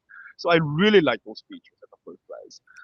well, it's awesome you're building out your own like harness. I feel like that everyone should do that. Like if you're trying to Yeah, like do so true. yeah, it Yeah, just so because it's true.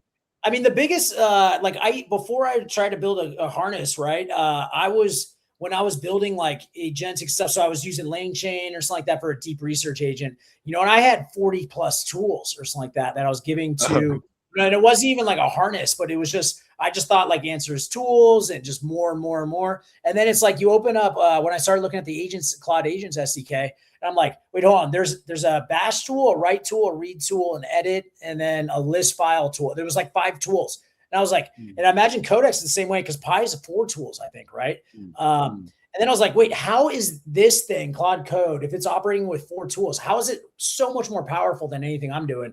And then you kind of just realize, hey, it's you're realistically, we're just trying to give the models just enough for it to do anything it can do, right? So Mm. and that's when I started learning about Brian Cherney, you know, the creator of Claude Code. hearing his story about like creating a music app, like he wanted to be able to have Yeah. Claude change his music. And then to do that, he needed a bash tool. And then giving that to Claude or like to Anthropic, the model, just became this whole thing. It's like, wow, this, finding these models' latent capabilities, just giving it just enough, like the harness.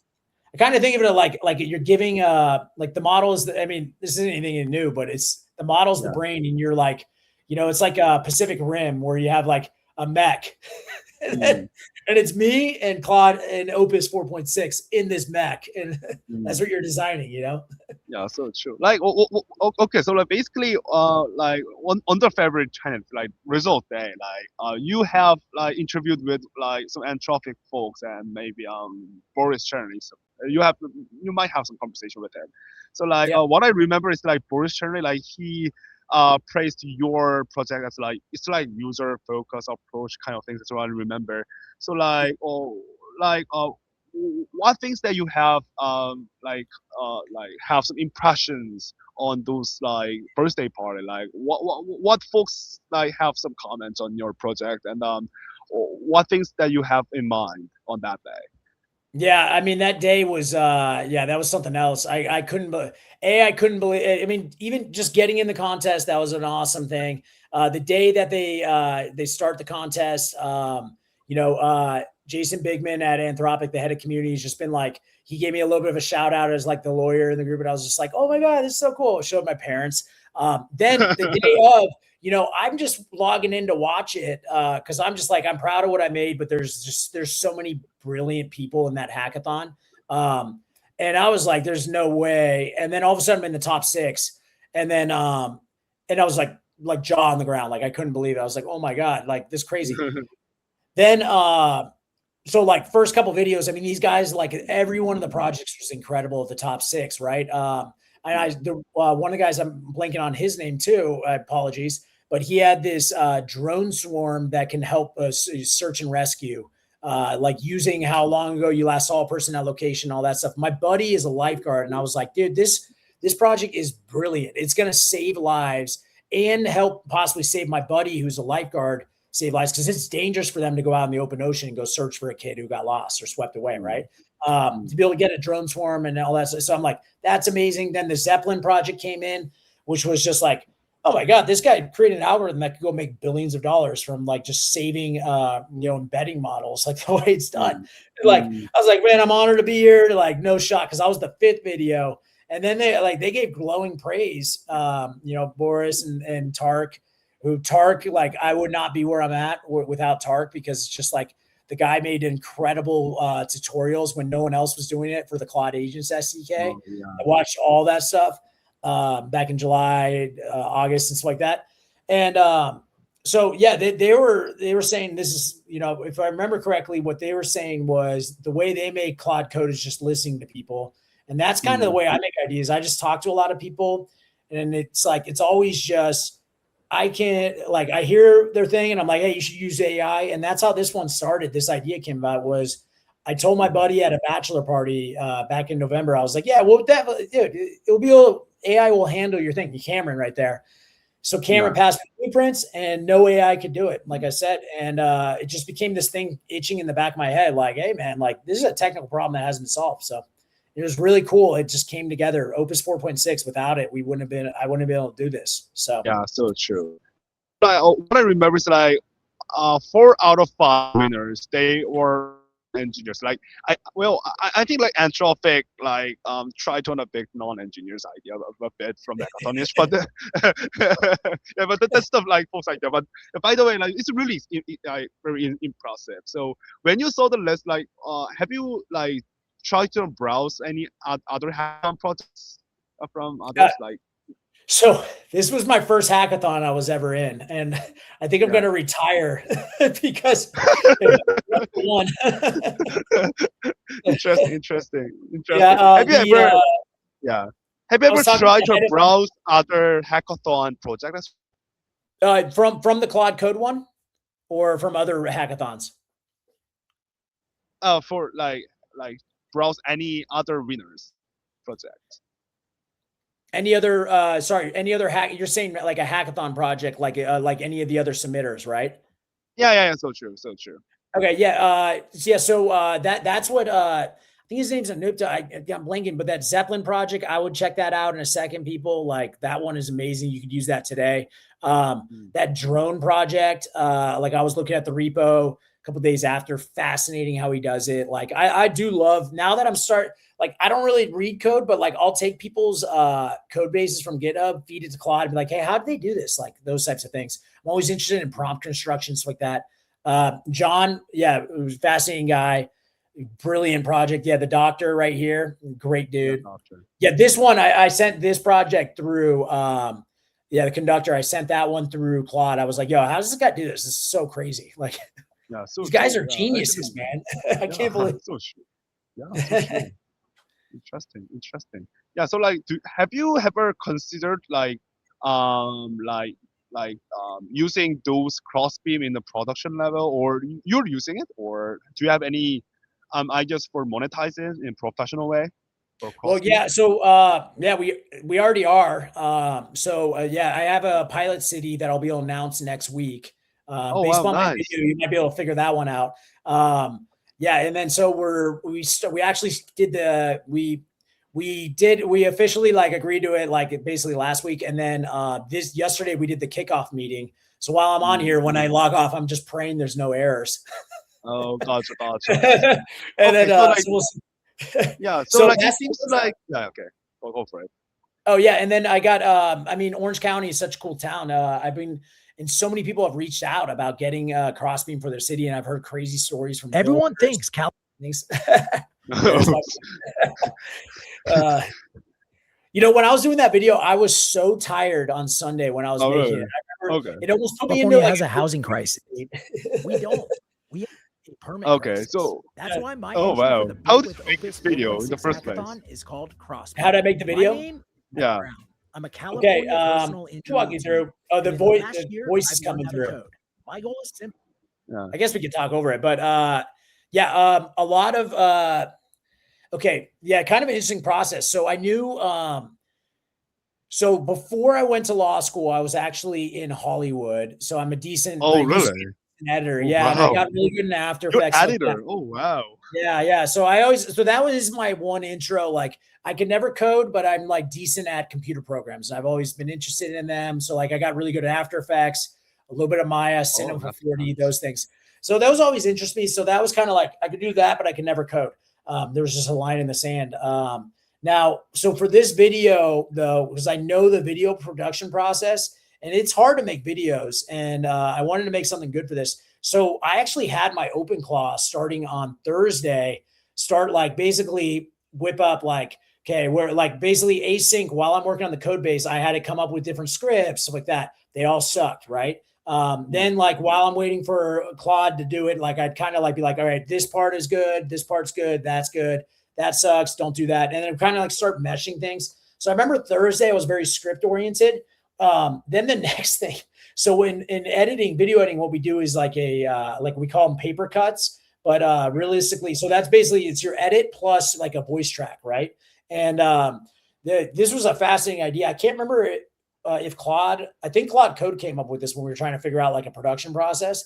But so I use Whisper Flow so much that Whisper Flow saves a cache of your voice in there. And then so I basically had it, Claude then go create an 11 Labs professional voice of me, right? So then, because when you're making scripts, things sound good on paper and the timing looks good, but you don't really know until you have it. So that is a process, and it's kind of like I'm self-conscious. So I didn't want to like necessarily like go do a bunch of voice tracks into my phone, read it. So I just had, Claude use an 11 Labs skill, use my voice to create the VOs. And then so while I'm coding, then I'm just getting a paper cut track in place, which is just a VO, right? So I can hear it, using Fall AI to basically create some music tracks. Like it's always that's a long process. You always want some good music tracks to kind of guide your edits. Then simultaneously, all those assets are made by Nano Banana, which I needed for the code side anyway. So that's a skill. And then basically then I was using the Fall AI skills, taking those assets, creating the videos thing, like those video assets. Then, anyways, and then so Sunday I kind of I got most of the code done, dedicated most of Sunday to the video edit. And then at some point I was comfortable with like my artificial voice. And then so from there, my cousin is an incredible sound engineer. So I go over to his apartment, and then he's got the mics and everything, and we just recorded the voice track. I put on some big headphones. I'm listening to my artificial voice, and I'm just saying the same thing, the same way, same timing. We got a great track of that in my actual voice. That's what goes in the video. And then at that point, so I've got a great voice track. It's Sunday. I remember at 5:00 p.m. And I remember being like, holy shit, like I'm never going to get this video done. And then at that point, I'm so tired. Like I just started figuring out ways to grab like different video things from my buddy Cameron, because he's got a great social media page for ADU West Coast. Wow. I'm having OpenClaw scrape my own prior projects for like that one intro piece. Yeah. So, these are all my prior projects. Wow. So, so that was kind of the process, but it all starts with story. So if anyone wants some tips on hackathon videos, it's just, hey man, start thinking about your story relatively early. It's all about narrative, right? Interesting. Yeah. And a story is a story, right? Like there's 3 acts to a story. You need kind of like the setup, Act 2 is the journey. And then going into Act 3, you need some you need conflict at the end of Act 1. You need the conflict at the end of Act 2, right? So those are all things I already kind of knew and decent at just from my prior career. And then, but that takes time, right? You can't, if I went into Sunday, this video would have sucked if I didn't have a video, right? But I already kind of had the story sketched out. And also the Act 3, which is where I figured out the city thing. Like that didn't come around until Saturday when that actually happened, where it was like Friday, I started thinking about it. And then I asked my buddy Connor, who's the mayor of Buena Park, I was like, hey man, like, what do you think of this? Like if an AI was helping you guys write corrections letter, he was like, awesome. And then I got an interview with him. So it was cool. Interesting. So like you might got lots of contact after this hackathon and watching this video, maybe. Lots of folks are trying to like get some like business chances. I've never seen, in my life, I've never had anything happen like it, where just so many people have been reaching out to me, and it's been cool. I've met so many cool people, hearing about their permit processes, their builders, they want to fix something. And so, I mean, this is every state of the US. Every city has some type of story that can connect to this. And then just other builders. I love it. I've always kind of been shy on social media. And so I'm trying to do a little bit better. LinkedIn is it's funny. I love X, but I've never been good at posting on X. So whereas LinkedIn, it seems like it's a little bit for some reason I feel I'm a little more comfortable writing it's a lot less frustrating on LinkedIn rather than X. Yeah. Like everyone's trying to become a superstar in X. So. And it's funny on X too. The other thing, so true. It's fun. There's different styles. I love X. I love learning. You can learn so much. But I mean, any social media, there's just so much kind of fake trash out there. The latest ones have been like when people are like, "Oh, I'm making all this money with my OpenClaw." I'm like, "No, you're not." Gotcha. They probably all have like promo links through. There are people who are doing that out there, but I've done every trading. Like I've been exploring trading from the perspective of, can I get my OpenClaw to write a program that self-heals itself? And I've been doing that for a few months. Not OpenClaw, but like Claude itself then became the OpenClaw like 2 months ago, where I'm trying these self-healing things. And it's just like, nah, dude, it's trading's very, very complicated. You might get but if you are getting out, you're not blasting it on Twitter. So I'm just trying to post a lot in Twitter, but I think it's very different. Oh yeah, you're great, dude. I love your stuff. Twitter and I just try to post on both LinkedIn and Twitter, and it seems like when it comes to getting some Twitter's algorithm is very different to that of LinkedIn. When it comes to LinkedIn, you need to be very honest, and people really do value. But when it comes to Twitter, you need to make a hook about it, and that's really different ones though. Yeah. Okay, so like I just want to know about like what stuff that you feel some differences when just building for POCs in hackathons, and to make sure you like turn your hackathon project into profitable professional project. What's the remaining task, and what is the like biggest differences you see when it comes to working with Cloud Code? Yeah. You're just talking about production versus like a hackathon project. Yeah. So true. Like, Okay. what's the biggest obstacles to make sure your projects to become the production stage? Yeah, so for the hackathon, you're just so limited in time, and that it's I think it's like I like for me what was great about it, I actually really enjoyed it. Just dialing into one single idea, it's like I'm not gonna be able to solve all the world problems and everything in a week. And so I was able to make the ADU skill awesome. Like the whole flow. Like I love the results. The people I'm talking to from a production sense of who I'm selling to, like love that.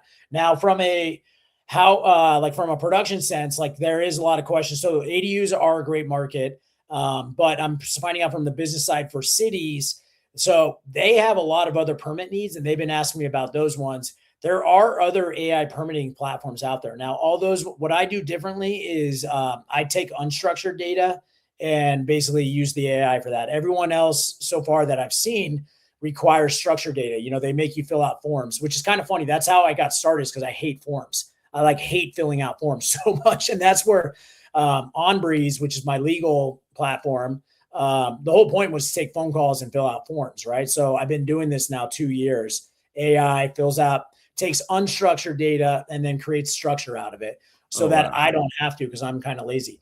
Mm. So yeah, so it's basically, that's the core premise right here, is like, how can we take unstructured permit data and then use AI to basically like there's that human element of like what you would make someone fill out a form to then figure out like, does it pass the permit test or not? Because permits have like a valid function, like an important function to keep people safe.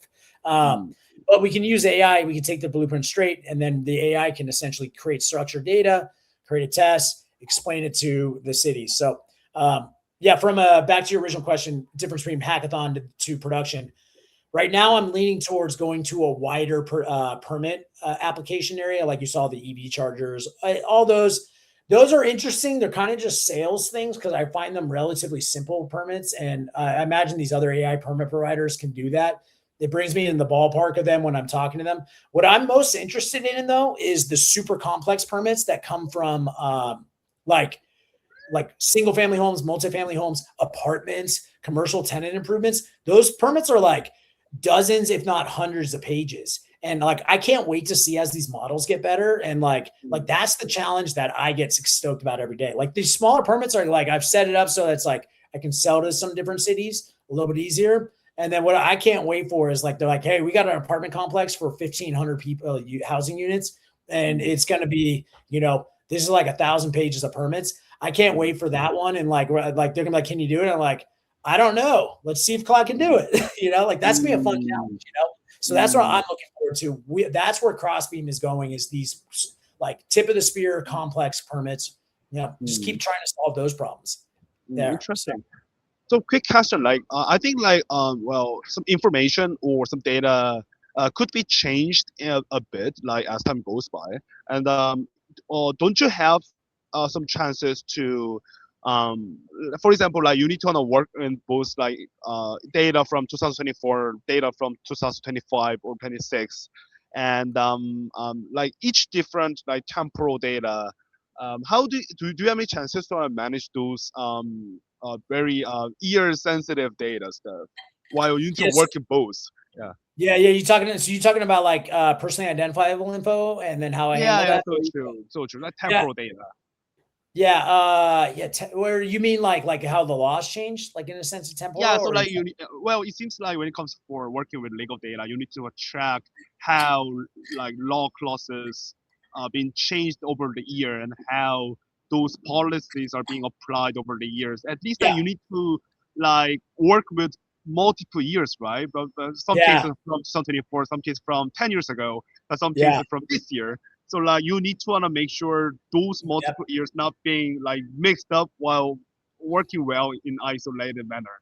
then how Yeah, do you okay, like fascinating manage question. those? Yeah. How do you manage those Okay. like temporal Yeah, I data get in it. the Yeah, first place? this is a really cool question you just asked. So, and this is the law geek in me. So, some people you may be able to zoom out because this could get Yeah, boring. gotcha. Yeah, the law is okay. So the law, I got two kind of core tenets. Law is open code, right? It's open source because it's out there now. But the Mm. law is a living, breathing kind of thing where it's constantly kind of changing, right? So Yeah.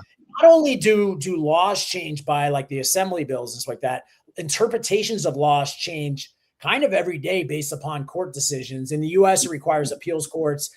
From a bureaucratic angle, it's even like, you know, when it comes to like the health department or whatever, that could be just as simple as like a letter to them, like departing saying, hey, this is our interpretation of this law now.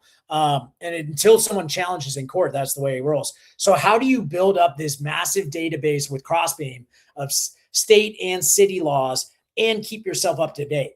So I'm approaching it from a couple of different angles. The beauty of what I did, actually, I kind of screwed up in the hackathon, is I ingested the original. Remember that PDF I showed you that was 54 pages of California ADU state law? That was actually the 2024 PDF. Now, so what ended up happening was I realized that like I had a long running agent process suggesting, I'm like, all right, cool, I can move on to other things. And then I looked at the PDF, I'm like, oh shit, that's 2024. I should look up if there's a 2025.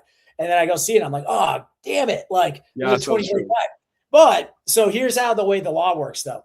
The law in general doesn't throw out all last year's laws. What they do is they will update it and they just add laws on top. So for the 2025 ADU PDF handbook, they just added a 4-page addendum. And then it's basically modifications, different interpretations, all the prior laws, and then there's some new laws. So it actually, I like during the hackathon, out of necessity, I actually kind of figured out the skill. So I had to create a skill that was new law ingestion skill somewhere in there. I don't know if it's called that.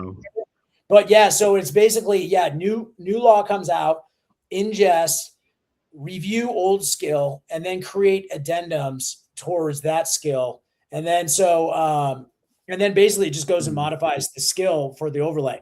Now the question is, how do I do that even further at scale when it comes to cities who will, if they'll go change an interpretation by just releasing a press release, right? I haven't figured that one out yet, but I've got a plan for webhooks because like a lot of good, well-run cities will put this into by law. They got to kind of publish it in a publicly available area. And a lot of times they'll have a place on their website. And so that'll be like a webhook thing that I'll go and like, for my client cities, I'll just go through and say, hey, once a week, you send an agent, go hit this thing, ingest new stuff. And then does it affect any of our laws? If so, then run ingest new agent skill. Like, so that's my game plan right now. Rough broad strokes. Haven't approached that Gotcha. the actual city level of that, but yeah, it was fascinating during the hackathon because I had to deal with this. So Gotcha. So basically, in summary, like laws are basically appending only, and you can make your skills to extract those information of specific years to make sure that it has some bullet points of the specific years, interpretations, specific years, like law clauses. yeah, and that's kind of like, yeah, that's basically the overall gist of it, right? Yeah, and so like tax law, like this is me being another nerd, right? Like tax law in America is like incredibly, it's actually kind of simple, but it's incredibly complicated when you look at it from the book, right? So one day it's like one of those challenges that I see of like, how can we make AI do your taxes, right? So for my taxes last year, Claude did about 85 to 90% of my taxes. I created my own, so I kind of pissed off people at Plaid because like I had to convince them that I was going to make a whole MCP platform for them. And then it was just for myself. So I have for all my bank accounts, like I have a Plaid MCP that can tie in. And then so I was just like, I'm going to try to solve taxes. It's a way bigger problem. And this was before skills were even released. So that was kind of like one of my forays into like really deep MCPs, prompts, saved, and everything. This year, we're probably going to get closer. But the fascinating thing with tax law, like it'll be like one rule from 1920 that then like 1950 something, the 80s, then it will repeal. The Supreme Court will repeal a freaking thing from the 80s. Then they'll build a new rule in the 90s. And to understand the full rule, you have to go through the whole flow of it. So yeah, because you think they would just simplify the whole thing, but they never will. And that's why our law book, no one's ever, or I mean, our tax code, no human being has ever read the whole thing. That's what kind of Yeah, so fascinating. true. Yeah, Yeah, so and true. my textbook for the IRS, like, or my business law class, was just like pounds, like 10 pounds or something. It was the biggest book I've ever seen. And I remember being like, oh, so this is the whole IRS code. And he's like, no. Like, no one even knows how big that book is. It's just, So true. Yeah. yeah. So Well, that's all law school students are being struggled with those, like, they are being crammed on their exam. After that, they just fire and forget. yeah. And so someone's going to solve with AI over the next 10 years. This is one of those frontiers where it's super boring. No doubt. Tax law is the most boring subject, but from a challenge standpoint, it's a massive challenge for anyone who takes this on. So I'm not saying I'm going to take it on, but it's relating to what I'm doing. The California Business Code is 85. So I ingested the California Building Code is Title 24, and that's about 8,500 PDFs. Pages. Yeah. So interesting. Yeah. I think like AI takes a lead when it comes to working with those massive corpus data set with unstructured format. And I think like those who are working with like white collar, they will be very in technical crisis, but there's a new opportunity, for the working with AI. Do you have any other lawyer friends or folks try to work with AI like you, or have you ever taught them to work with AI though, like as you Yeah, do? so I actually like a little side gig I started doing. I can't even remember, probably like over the summer or something like that. I started doing consulting. Like, people started seeing that I was good at AI, started asking me to like come in and like teach people kind of how to use it. So I've been doing consulting, and now I'm doing it for like some Fortune 500 companies. Oh wow, nice gig. Yeah, and I kind of like, the way I look at it is like, my preference is to build things, but I don't mind like doing an hour or two a day to help people out, learn. I enjoy that part. Granted, if that was my full day, I would bang my head against the wall. So I do love it for my clients. Like, it's a lot of fun, but I have to Yeah, so restrict true. how many hours I'll do. But from a lawyer perspective, I actually find lawyers, okay, they always start very apprehensive. They always say, oh, it hallucinates, all these things. And it's like, no, just trust me. And so for the ones who dive into it, they get really into it, and they can actually get pretty good quick. Because like I said, law school kind of, in my mind, it's prompting school. You just spent 3 years and a lot of money. It's learning the law, but you're really learning how to reason and logic games. And so like, lawyers kind of like, there are some, like, as long as they're like technically curious, they got to be curious in the regular sense and curious in a technical sense. They're actually naturally inclined to be pretty damn good prompters, in my opinion. So I've had some friends really quickly, like, they call me and they're like, hey, I deployed this to Vercel. See this? I'm like, how the hell did you learn that, man? Like, that's crazy. Like, So sure. And it's just Claude made that though. Oh yeah, I of have no course. idea. Yeah. But, No you're brainer. extracting that deep domain knowledge. Yeah. I just worked with an insurance agent like 2 weeks ago, and kind of gave him like the go around of like, here's how to use CoWork, here's how to use Claude in desktop, no CLI stuff. He made like one of the most fascinating CRMs I've ever seen, where for his specific industry, he's grabbing a government database and then it's creating all this outreach for him. And that was like, I was like, you did this in 2 weeks? Like, it was insane. It's so cool. So Yeah, interesting. Yeah, interesting. I think like those who are really into like domain, like they are going to be really break out on those like working with AI, because like they know how it works, and it's just like distilling and teaching the domain knowledge to AI, and it's a really nice nifty product maker. It could be interesting. oh Yeah, yeah. so yeah, gotcha. Okay, so like it's like kind of my last question would be like, you have a 100K APEC credits. So like, what's your plan, or how you gonna use those like APEC credits? It's Yeah. massive, right? Just fast mode all day, every day. Gotcha. No, So I'm kidding. Actually, no, I'm genuinely. okay. Yeah, no. So I'm doing. So it's staying to CrossBeam, right? Okay. It was kind of funny. So because I've got, like we were talking beforehand, I've got a lot of I've done just a lot of these smaller projects for private clients. And then that was kind of like my school in this. And so like, you know, when we were looking at my GitHub, like I have like almost 50 GitHub repos, and like at least 20 plus of them are paying clients with repos that I just keep going. So it was kind of funny when I won this and I had it all in there, I had to like separate. It was like kind of a pain in the butt because I had to like figure out how to separate those API keys from that account because I really want to keep that 50K. So it was 50K. It was the 100K was for the full contest prize pool, I think. So I got 50K, which was crazy to see in Anthropic API account.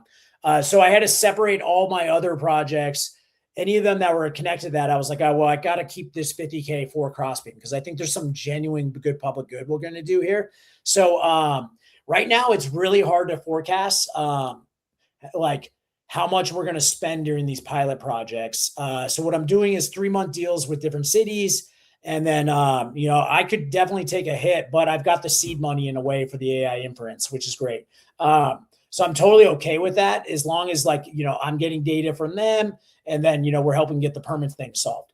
And then so from there, after the 3 months, hopefully then we'll figure out like a profitable model or a relatively profitable model that we can, you know, both sides are happy with, that will make, I'll make some money and be sustainable. We just keep it going.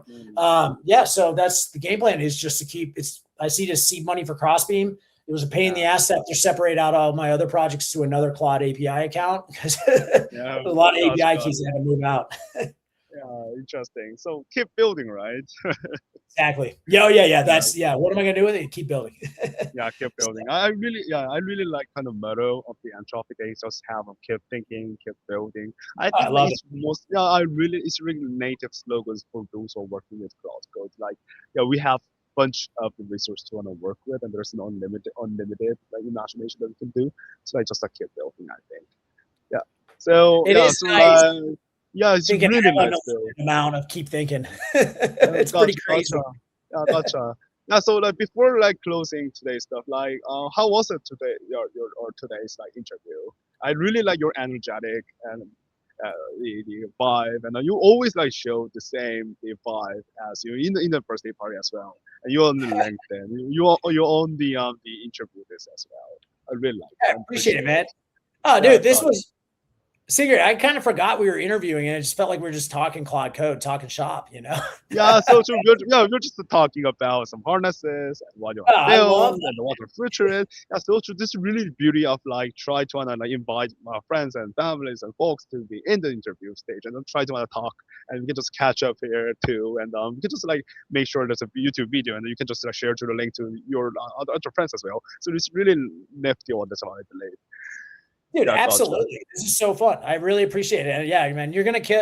Just keep making videos, and Yeah, you're so gonna be. true. I should do it too. Yeah, This was thank I you normally very get nervous doing these types of things. This was one of the probably the most fun interview I've ever done. You know, it was just supernatural. And Thank you very much. out. Yeah, supernatural. Gotcha.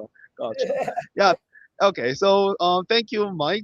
The in the today's my YouTube, and I'm trying to share your knowledge, and I hope you to like keep building on your CrossBeam. Okay. Thank you so much, man. I'll keep you posted Yeah. about it. Okay. Thank you. Okay. Stay here. It's just okay. I press the end of recording button. Oh, nice.